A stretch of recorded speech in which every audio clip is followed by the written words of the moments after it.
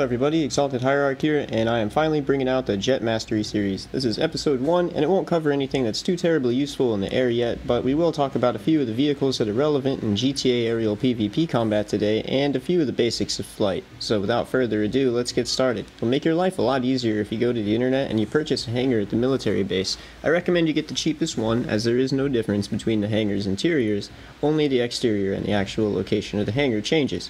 You may be wondering, why do I want one at the military base? It's more expensive than the hangar at LSIA.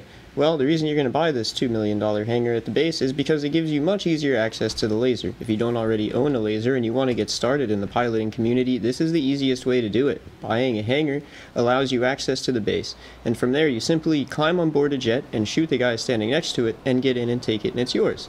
You'll only get 3-star wanted for doing this, which isn't enough to have the enemy AI jet spawn and kill you. That enemy AI jet is a huge pain, and the only advice I have for it if you have to deal with it is to stay low and try to leave the base as quickly as possible. Now don't worry, I am fully aware that $2 million for a hangar is quite a pricey startup fee for someone who's just looking to get started in this hobby. So, with that in mind, I've created a few clips here showing some jumps into the base. These are jumps you'll use if you don't have a hangar and if you don't have access to just come right through the gate. There's also a jump that'll take you out of the base, and all of these jumps together are pretty useful for maneuvering in and around Zancudo. The only thing you'll need to keep in mind is that if you don't have Cops Turn Blind Eye enabled, and if you don't own a hangar, you'll have the military coming after you. Now, before we take off and start talking about stuff in the air, we need to address the jet's weakness, and as you can see, it's the explosive heavy sniper. A mere 2 rounds will take you out of the sky. So, with that in mind, it's time to talk about a few other planes that aren't as susceptible to the heavy sniper and fill a few niche roles within the GTA piloting community. This is the Pyro. This is a very fast plane, very maneuverable plane, and it's a 2-seater. It's equipped with machine guns, rockets, and countermeasures.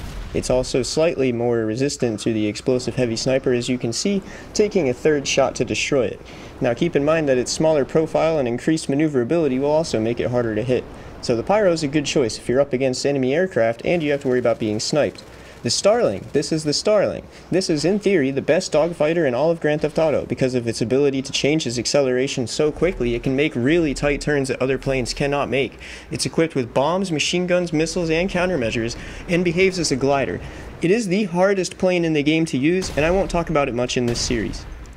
As you can see, it's got the same explosive resistance as the Pyro, meaning it takes 3 shots, and again, this is a very nimble aircraft, so you won't be getting shot out of the air by the sniper easily. When it comes to the heavy sniper and having to counter it though, there is one aircraft that reigns supreme over all of the others, and that is the B11 Strike Force.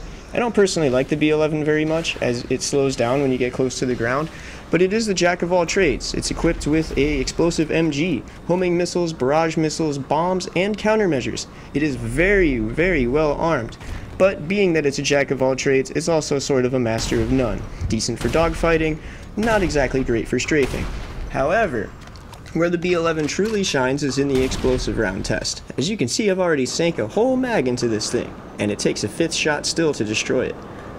A quick honorable mention while we're talking about the other planes in the game is the Hydra. This is footage of me in a laser versus somebody else in a Hydra. As you can see, the game is over as soon as I want it to be over, and that's because the laser's maneuverability far and away surpasses that of the Hydra. And with that, I'm going to go ahead and say that the Hydra is not worth your time. Before we go any further, we need to talk about the craft's 3 axes of freedom and the fact that it is bound by atmosphere and gravity in real-world physics. First things first, our bumpers, if you're on the Xbox, will control the craft's yaw. This is the direction of your nose relative to the direction of thrust. Your left thumbstick will control the craft's pitch. This is, of course, the angle of attack relative to the ground, and if you roll the same stick, you'll get the roll. That's pretty self-explanatory. Now, we'll use these vocabulary words to define more advanced maneuvers, but for now, just try and remember them. As you can see me rolling the craft, if you look on the minimap, you'll notice that there's also a little horizontal line that wobbles with the jet. This is your 3 to 9 line, and it represents your orientation with the horizon. It's not inherently useful in GTA, but in the later videos I'll show you how I use it to dogfight and help find targets. I'm also using the vertically stacked horizontal altimeter lines on the minimap to line up the nose of the jet with targets on the ground. As you can see, I just strafed that purple marker almost perfectly because I lined the jet up with the icon on the map by using those altimeter lines. You heard me right, that is the trick.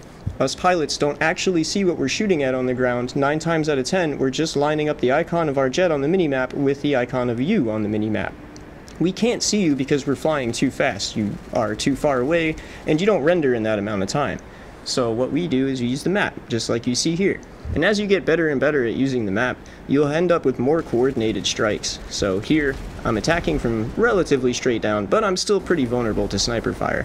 In this clip, I do a much better job of coming from straight down, but it was necessary here. As you can see on the map, I've got an enemy oppressor nearby, and these guys were also trying to heavy snipe me. Coming from straight down does definitely help, but it isn't a guaranteed fix, being heavy sniped. Now, the number one rule you gotta always keep in mind when you're flying, it doesn't matter if you're just flying, strafing, dogfighting, anything, you just don't want to crash. As long as you don't crash your jet, you still have it, and you're still the victor because of that in a lot of situations. So be patient, don't crash your jet, and we'll explore more about what we learned in the next video. Thank you for watching.